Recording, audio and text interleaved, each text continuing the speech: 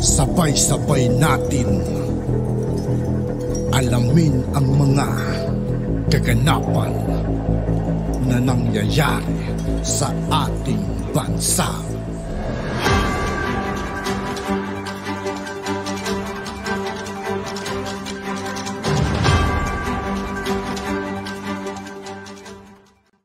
Yo, what's up mga kaibigan? This is I2K po again. Ngayon nandito ulit tayo sa channel ni Pinas News Insider. Dito ulit tayo magbibigay ng komento at reaksyon. Kaya samahan nyo guys, let's go!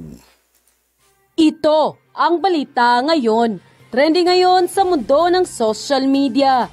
Ang di umano'y balitang muling nag-viral ngayon sa mundo ng social media.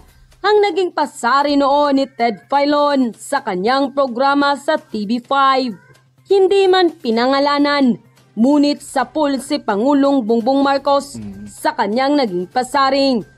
At dahil sa balitang ito, mga Marcos loyalist umalma at binanatan si Ted Filon.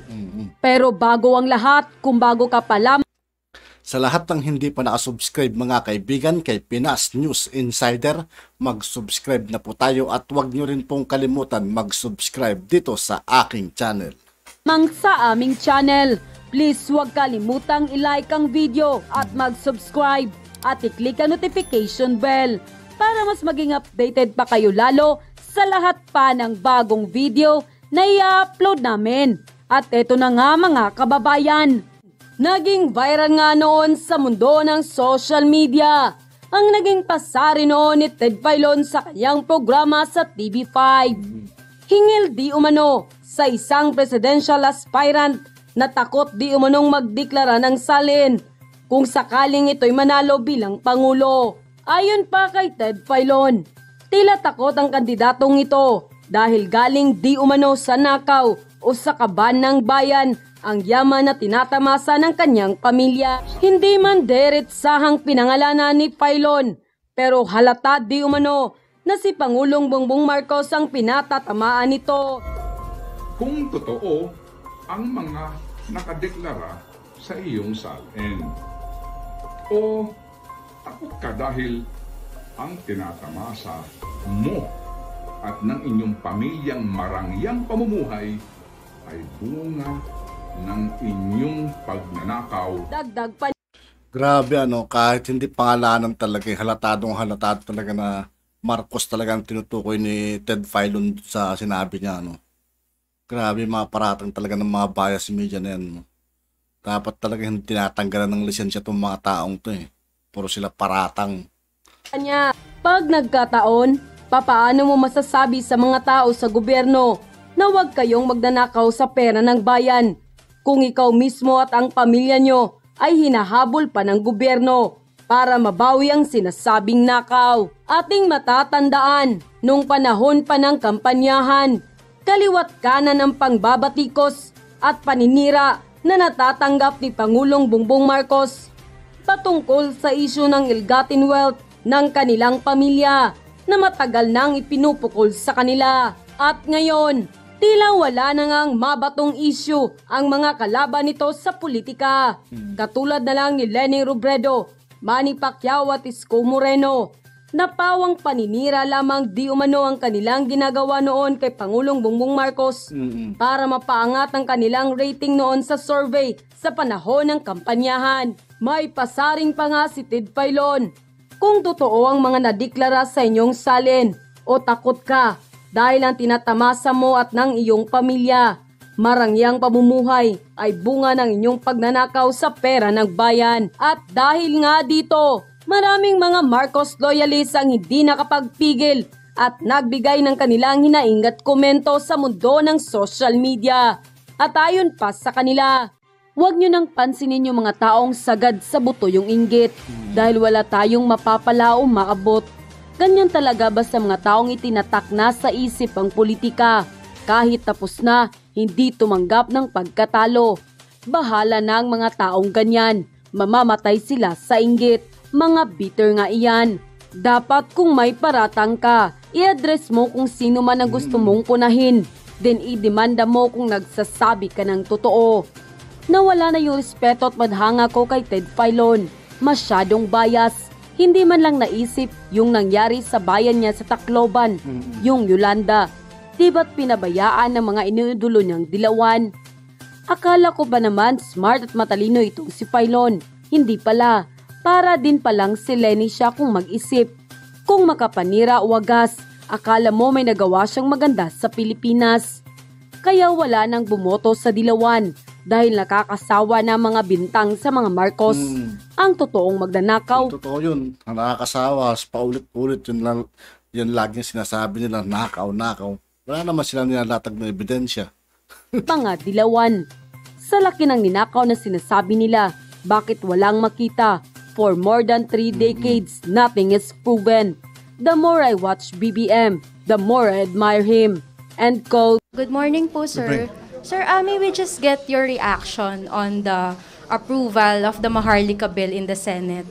Among the amendments po na na-adopt is yung absolute prohibition ng use or investments ng state pension funds. May we get, sir, your reaction on this? The use of, yeah, of course. No. I perfectly agree. We have no intention of using the pera, kukuha tayo ng pera ng pension fund. That's not, it's, okay, how do I explain this? We will not use it as a seed fund. However, if a pension fund, which is what pension funds do, is they invest. If the pension fund decides that the Maharlika Fund is a good investment, it's up to them if they want to invest in it. So, like not only a pension fund, but corporations. Mga fund, yan lang ang ginagawa nila, pinapalaki ng pera nila. Para mayroon silang may bigay. Like GSIS, this is precisely what they've been doing.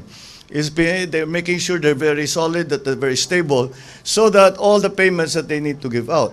So we have to differentiate those two things. But no, we will not use it as a seed fund. We will not use pension funds as a seed fund. Thank you, sir. Next question will come from Gilbert Perdes of DWIZ. Sir, magandang umaga ho. Anong napag-usapan ho kanina sa nangyaring convergence meeting niyo sa NIA po? Well, nagkaroon kami ng convergence meeting tungkol sa rice sector ng agrikultura.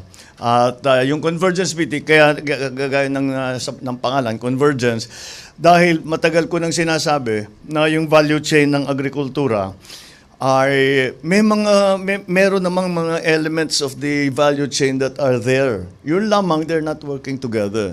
So ito yung gusto namin gawin, na pag-converge nga lahat ng ahensya ng pamahalaan, and then to engage the private sector to come in and to partner with government, to partner with cooperatives, to partner with individual farmers.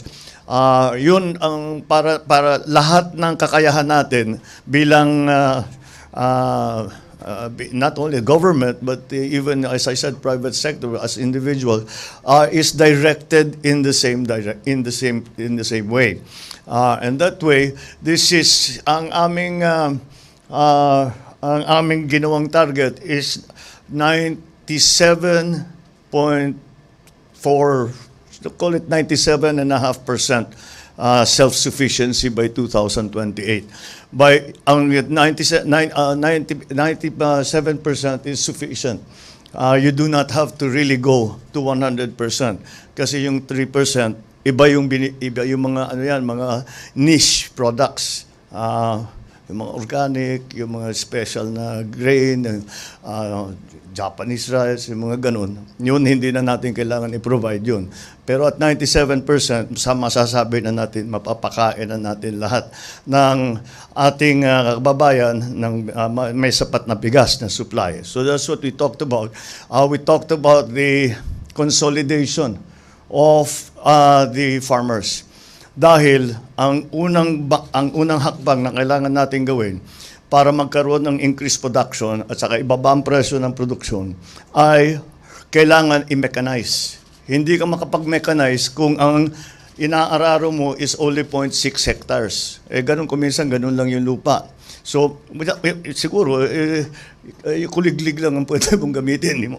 Hindi mo pwedeng gamitin yung tractor na malalaki, which is very efficient. They can harvest 40 hectares in a day.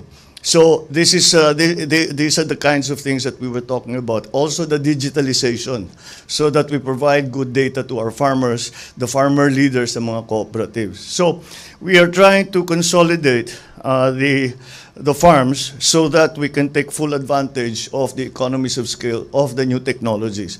Napag-usapan din natin, speaking of new technologies, is bringing down the average age of the Filipino farmer.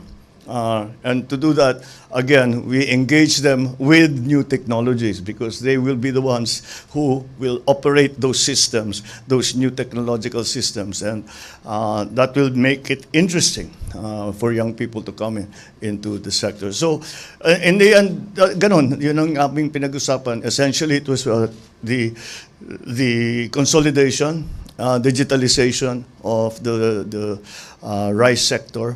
And also it is essentially a roadmap to the eventual goal of reaching 97.4% self-sufficiency for rice. Thank you, sir. Related last question from Alvin Baltasar, Radyo Pilipinas.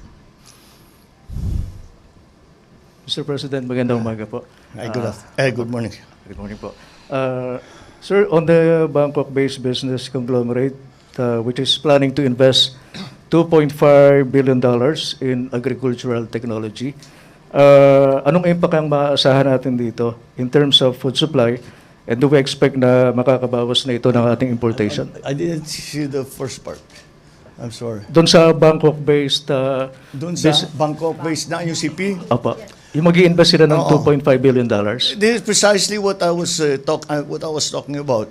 Is the consolidate the value chain. And sila nabuo na nila sa Thailand privately. I mean, they're a private company. Nabuo na nila sa Thailand yung value chain and more hanggang sa marketing, all the way from R&D, yung lagi kong sinasabi, R&D hanggang marketing, silang gumagawa or naibubuo nila.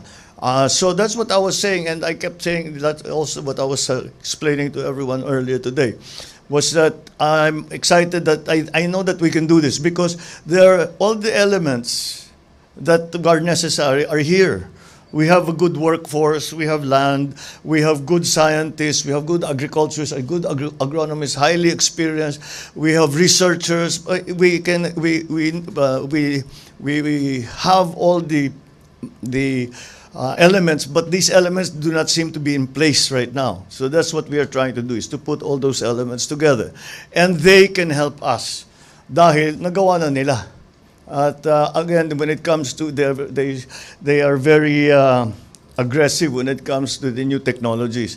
Ang sabi nga nila, pinagmamalaki nila, sabi, the last plant or the last farm that we organize is very different from the plant that we organized before that. So I cannot tell you if it's a farm or a plant anymore. Agro-industry na talaga yung kanilang ginagawa. So the reason being that pagka 3 years later, they're going to build another plant. They use all the new technologies. So naiwanan na yung nakaraan. That's where we want to be. That's how quickly we want to be moving and how agile we would like to be. That's what we are hoping they can help us with, and they have committed to do so. Thank you, sir. Thank you. Okay. Thank you. At yun na nga mga kababayan.